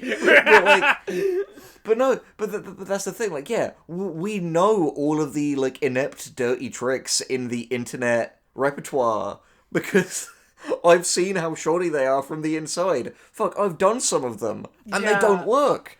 And the fact is, if you have even a little bit of critical thinking, things like Vivzy-Pop Club, like, are so easy to see through. But yeah, so basically, as it was getting closer to release, and I'm sure you noticed this, Gus, because, you know, we were obviously already friends at this point. Interestingly, we'd already started planning and writing Less is Morgue while we were waiting for this to come out. And incidentally, the money that I was paid for my Sierra Blanca work bought us the mic on not only which I'm now recording this video, but also the mic on which we record, like, Evelyn and Shaz and Florida Man and basically any of the characters that, like, Meg or I played. And a lot of the, like, just a shitload of the audio and, like, stuff like that was made possible by this show. But, like, I was at this point feeling immense anxiety because I was like, Jesus Christ, like, people are gonna see through this. I knew, like, I felt like this train was coming down the tracks, but, like, it was basically too late to pull the plug at this point due to the sunk cost. And yeah, while it was time and, like, mental health on my cost, like, it was money for, like, other elements in this, so it's like, you can't pull the plug. Right. You just have to hope that, like, what comes next makes the train wreck that was inevitable worth it. Because, you know, whatever this thing was, somehow it seemingly didn't end anyone's career. No, it didn't, and that's a good thing. It is a good thing. As it was coming up, the heat was rising for me, both literally and figuratively. Like, well, we'd gone through summer doing this, and it was, it was a spicy boy, and we were inching towards the September release. And there are different things going on, some of which like I'm not going to mention. Like, there was some drama behind the scenes, and just like lots of weird shit happening. As I was just thinking, like, oh Jesus, like I'm gonna get clowned. And again, if you want proof of my involvement, if you're a Letters Morgue fan, or like a fan of this channel, you know that my name's Henry Galley, and Meg, my partner, is Meg Malloy Tootin, voice of Evelyn Chaz, etc. Mainstay on the Dire Gentleman channel, all that jazz. Alex credited me as like an exec producer, but he fused mine and Meg's names, and if you look in the credits of Sierra Blanca, you'll see one of the executive producers, along with Gabrielle Ruiz and Alex Aldea, is Henry Tootin. I see. So, that's just more proof. And I felt a little bit of relief thinking, okay, great, like, it's at least not, like, my full name, so I might not get, like, super clowned. But, then the release happened. I, remember secondhand experiencing this day with you, and... Yeah. This was just, This is the moment of tragedy. This is when Icarus flew too close to the sun. This is the fall from grace. What happened was, episode was released. One of Alex's techniques it's quite a common thing in the kind of audio drama and podcast world, but it's one that he quite often uses, is the feed drop, where a bunch of different shows will drop your first episode onto their podcast feeds for their subscribers as a kind of taster, saying, hey, if you like this, check it out. And the first big problem was that it dropped onto a lot of true crime feeds. But the real problem, a thing that I've since started referring to as like the Reddit post heard around the world, Alex posted a promo for it on r/true crime. So this was legitimately like throwing yourself to the lions, because bearing in mind, we are fusing the armchair detectiveness of true crime fans with the armchair detectiveness of Reddit. Yes, and to just be like, here is my face, it is now within your arm's reach, do what you will. Yeah, no, and Gus will remember, because I believe, like, it wasn't just you, it was with many people, a panicked fucking call on that day. Because while the post has since been deleted, the comments came in thick and fast, and they were brutal. Half of the fans realised it was fake and were pissed off that they were duped. The other half of the fans, which admittedly was a smaller group, but still in there, thought it was real, and thought they had, without warning and without their consent, heard innocent people get their heads chopped off. And people were furious at like the sense of feeling insulted, but most of all, they felt like this thing was, and to be honest, looking back, I can't deny it, they felt the heads of Sierra Blanca was like an ethical travesty in terms of like journalistic ethics, marketing ethics, the ethics of true crime, and the ethics of like what you can expose an audience to. So whether you believed the fiction or not, it was disgusting to you. Yeah, it was repulsive to have this thing exist in the way it did. Look at it this way. If I showed you what was, for all intents and purposes, a highly realistic snuff film, made you watch that, and then a bit later told you, oh, by the way, that was fake, it's not going to stop that original feeling you had while watching it and thinking, I am, without warning, observing the death of another human being. That's not just going to flutter away. Exactly. Like, I'd wonder, in the case of the people who made the fake one, or you know, in this case, maybe you who's showing it to me, I'd wonder at a certain point, who decided I should see this was acting for the sake of, entertaining me. I'd wonder. There were so many comments that were like, that's fucking Danny Trejo. Like, no one sounds like Danny Trejo. Like, this is obviously bullshit. Like, I've looked into it. The barest info. There's no Rube deck murders. And Alex went in and started to try and reply to these different claims. And his rebuttals just made it worse, because there were things like, hey, the restaurant, like the murdered aunt went to, is real. It has a Yelp page.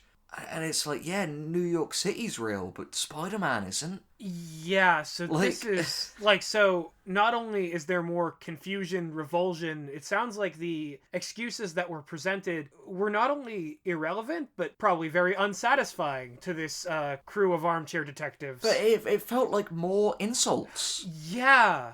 Because if it's not evidence... Like, it felt like the kind of offense you get when you're lied to and you think, really? You think I'm dumb enough to believe these lies? And then a second lie happens that's even less believable than the first. And the intent then is like, well, it certainly seems like I've been treated like a fool. Yeah, and I remember, I believe this was what, again, rightly, I accept responsibility, got me banned from Reddit. Alex was like, hey, make some different accounts, go in there and post positive comments on this thread, like, we're getting slaughtered out here. I remember this. And I was just in there like, oh, well, what a great show, I can't wait to hear more, like, and like, I remember him being like, he said, like, make a comment on there saying that you're someone from Sierra Blanca and that you remember these crimes. That was an entire day, or was it several days? That was like a couple days, and then it went silent for a little while, and the next time Alex spoke to me, he said, I think we've got to make a fake Wikipedia page.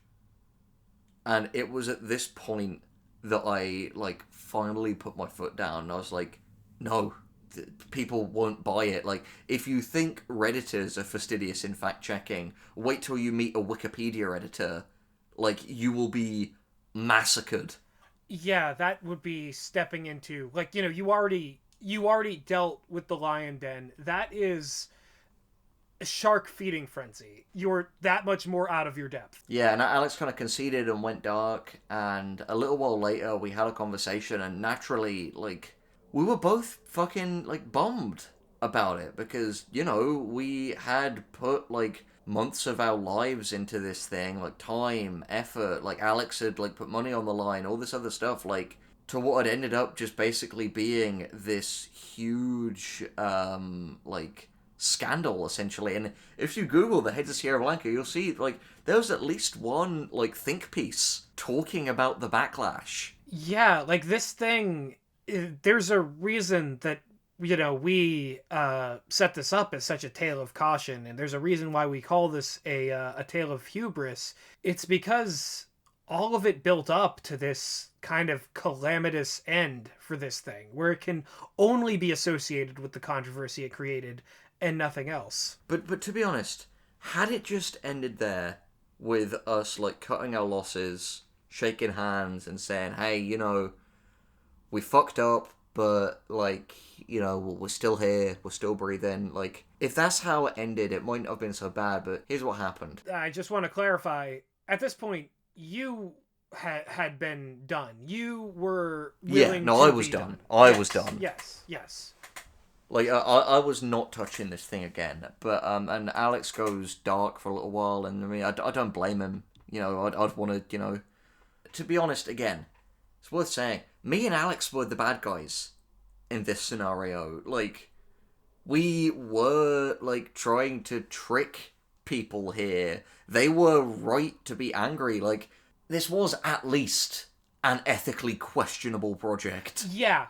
And I take responsibility for my involvement and the, like, the proliferation of, like, lies and, like, bullshit and stuff like that, like, which, again, like, I can make excuses, I can say, like, I was young, I felt like I had to, yada, yada, yada, but ultimately, I did it. You did it, and it can't go away. It led to some opportunities. So, and that's a neutral statement. Yeah, but, like, Gus, you, as like, one of my closest friends, like, you and the Prapes team are, like, my closest friends in the world. you guys can attest to the fact that, like, around this, like, part in the timeline, I was not doing well, like, mental health-wise. I was getting so anxious.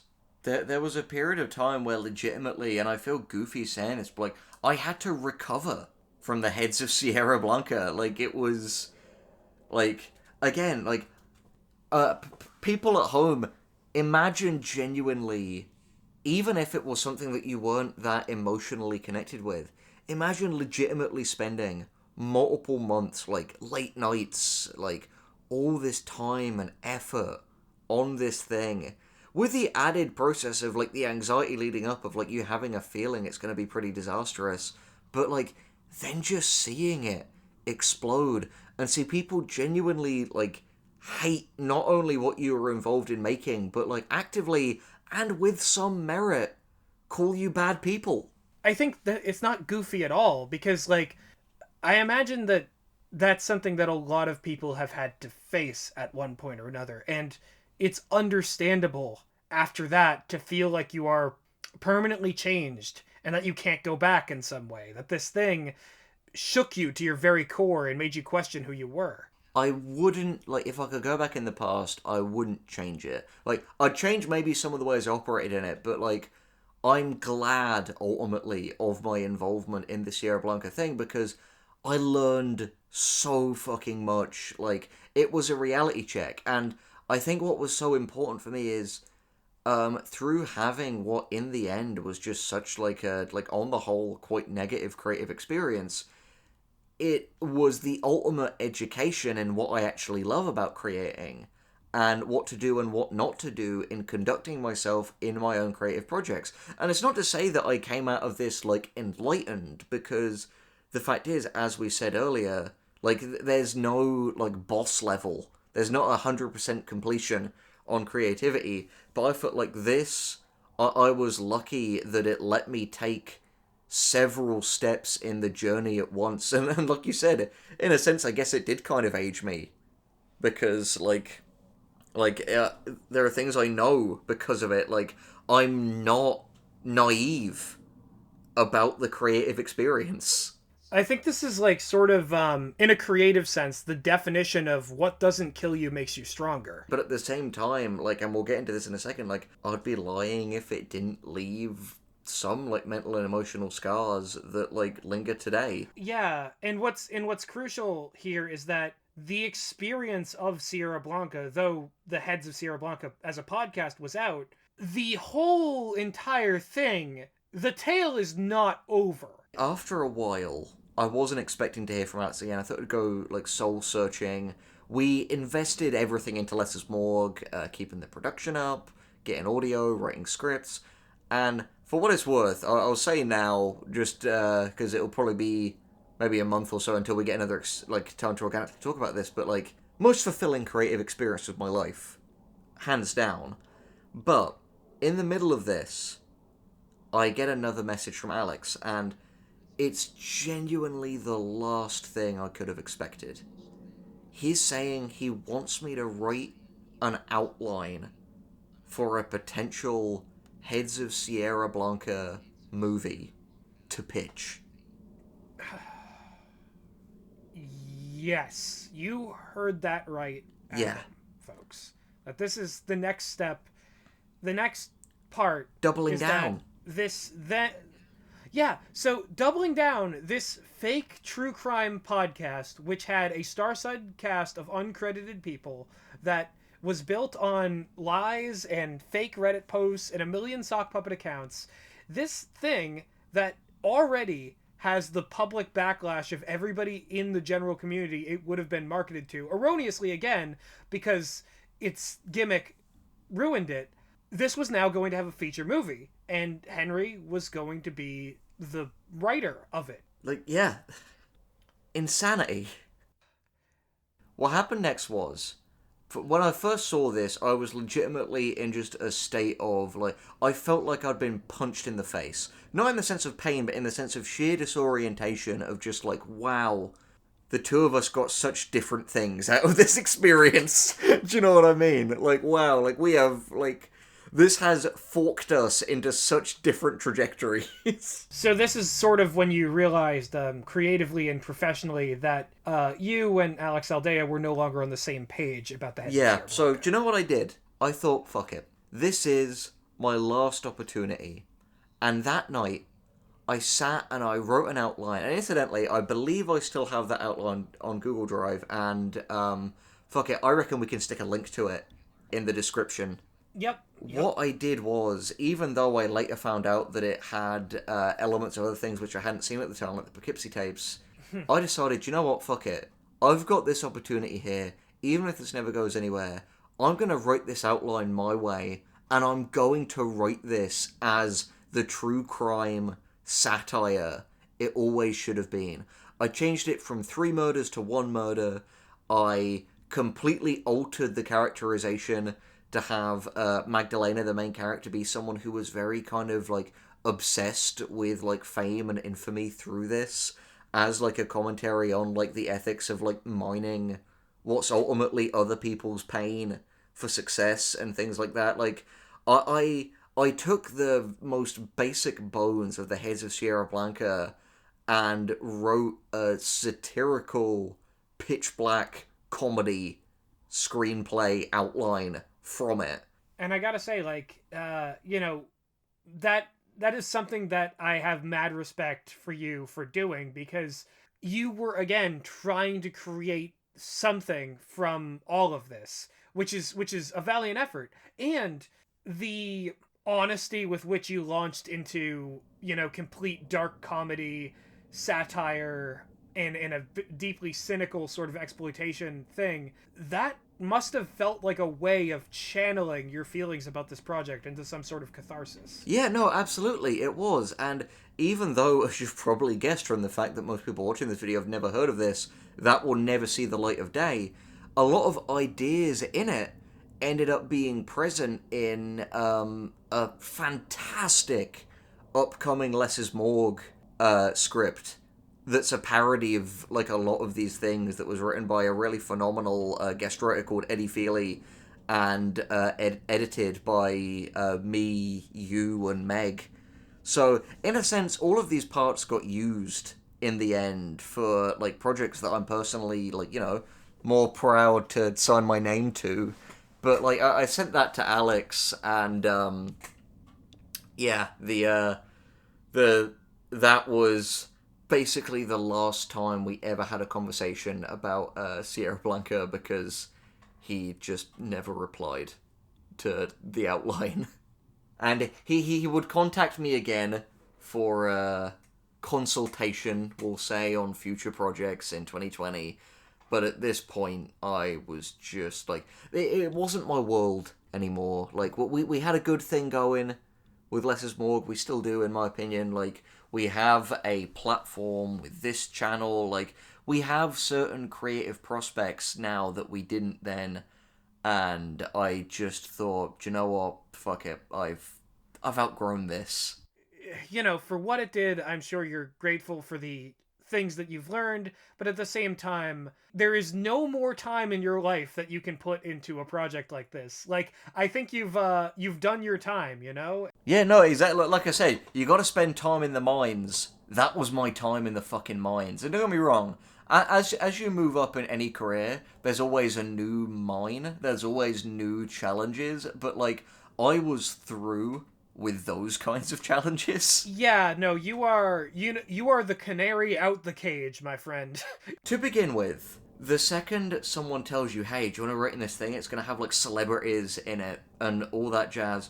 To a younger writer, it's so exciting to be able to, like, drop these names and be able to say these things. But that's the thing. I think that this, in a way, beat this idea of glamour out of you.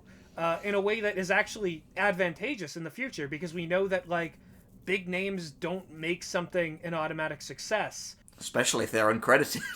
Yeah! Like, even cynically, the idea of selling out, it only works if people are buying. Yeah, no, exactly. You can only sell out if you have something people want to buy. And that's a big assumption to make if you're going out on a limb with something like this.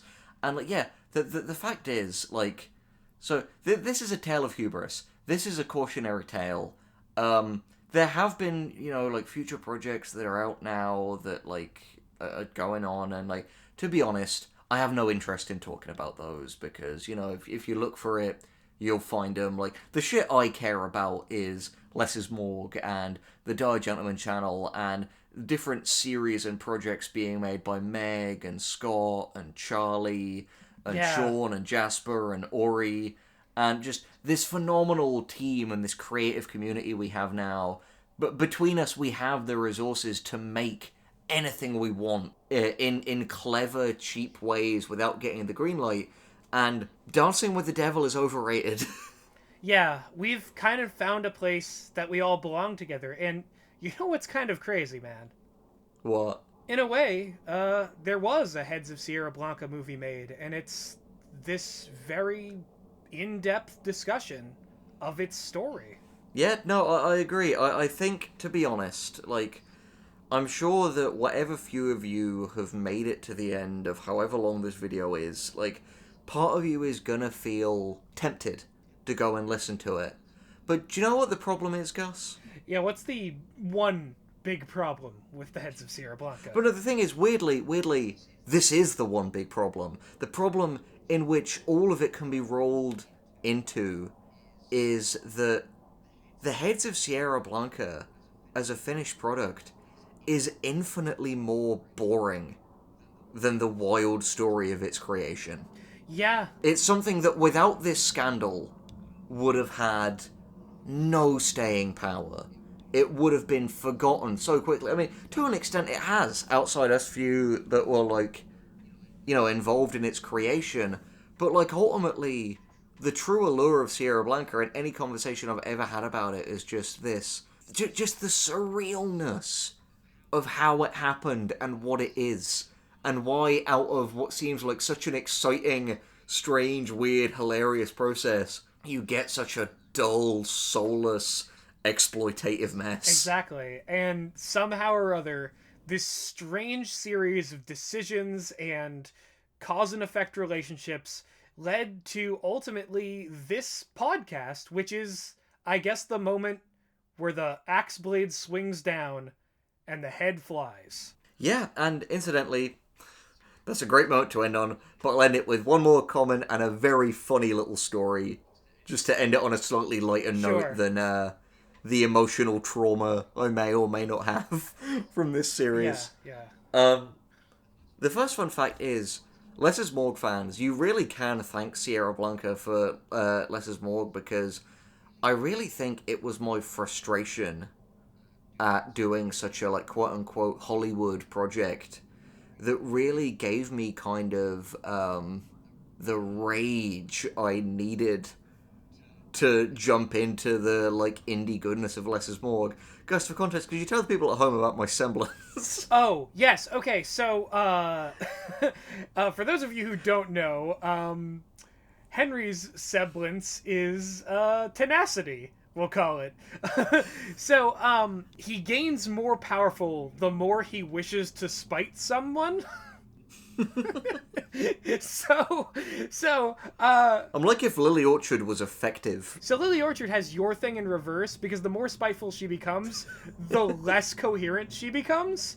And with you... It's just like a blob of rage. Yeah, like it ends up just kind of like diminishing the entire, what could be like a salient point that she was making. But you, on the other hand, the more spiteful you become become like a philosopher, warrior king. You become Ozymandias, the more spiteful well, that's you the become. Thing. Less is Morgue, as something that is such a pure expression of our creative ethos, felt like such a respite from being in fucking Sierra Blanca. And if you're a fan of, like, the character Riley, a lot of that spite that goes into that character, a lot of that, like, distrust of authority figures and, like, this spiting of, like, Hollywood and stuff, a lot of that is, in some sense, real. And it's us channeling our feelings towards it. Not always to make Riley, like, our mouthpiece or coherent, because there's a lot of things Riley say that are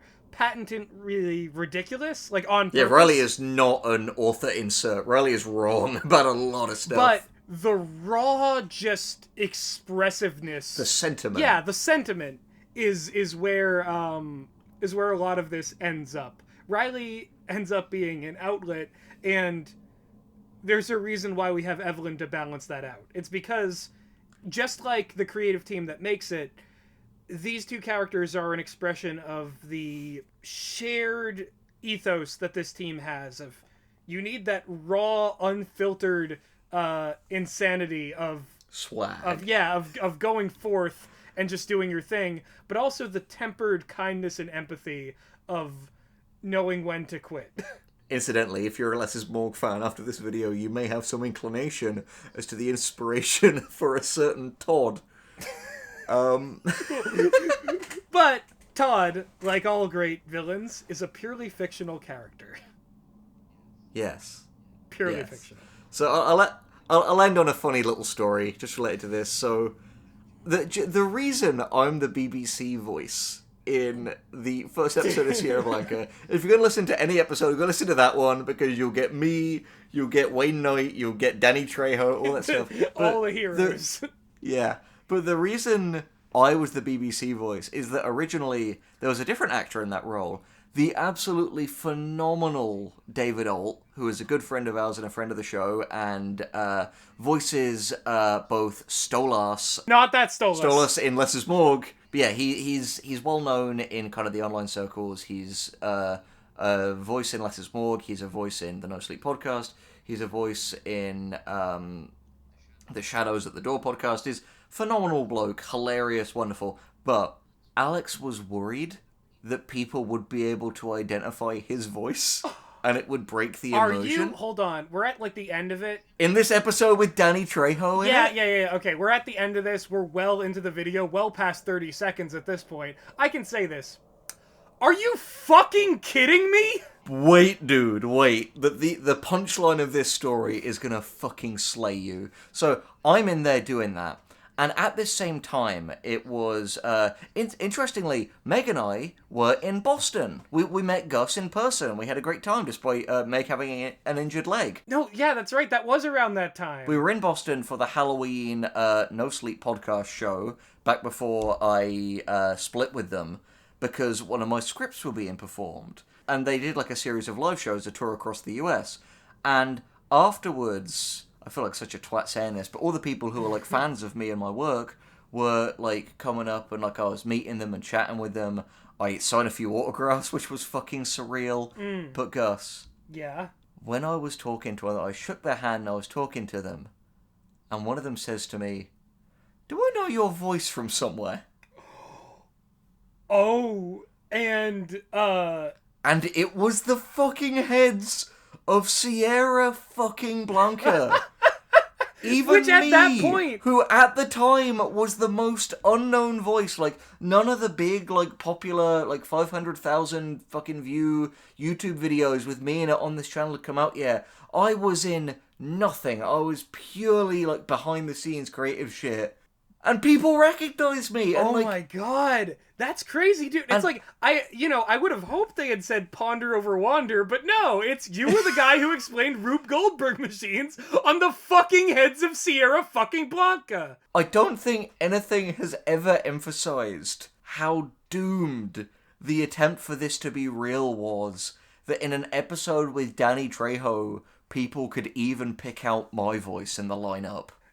Maybe one day you'll star alongside Danny Trejo again. Who knows? You know, the deep irony is, I bet some just even a handful of the videos we put on this channel, considering that just two that both of us voice in have I think like 470,000 and like 560,000 respectively, more like ears have heard us than have fucking listened to the heads of Sierra Blanca. Well, that's the thing. This video is going to get infinitely more notoriety. What happened? Then, sorry, I'm just cracking up because the idea that we're explaining something that is only going to be known about past this point in the context of this video. Yeah. Like we've essentially defictionalized heads of Sierra Blanca. Like it was real to us, damn it, but now this is going to be this is going to be the Heads of Sierra Blanca movie. At this point, it's almost like you could almost feel like, what if all evidence was scrubbed away of Heads of Sierra Blanca, and this alone. I tell you, mate, nothing of value would be lost. And that was the story of the fake podcast about the podcast that wasn't real, but was real. It was fake true crime, and it was Heads of Sierra Blanca, and it was a tale of hubris.